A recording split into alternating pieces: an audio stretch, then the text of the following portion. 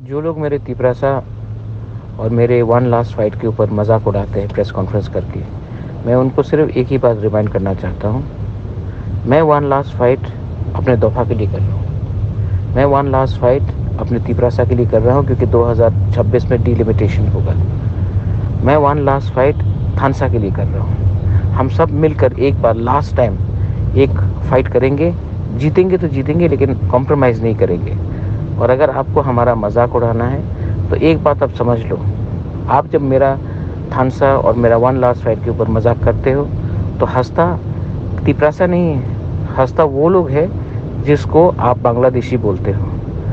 Clearly समझ लो कि आप अगर हमारे वन लास्ट फाइट का मजाक उड़ाते हो तो आप असल में तिपरासा को ताकत नहीं कर रहे हो, आप उसी बांग्लादेशी को ताकत कर रहे हो जिसको आप बोलते हैं गो बैक।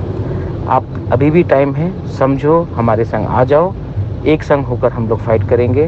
अगर आप एक दूसरे का मजाक उड़ाते रहे, हंसते रहे, तो हारेगा तिपरासा, जीतेगा कोई भी नहीं, जीतेगा बाहर वाला। बेलायनो हम भाई, धन्यवाद।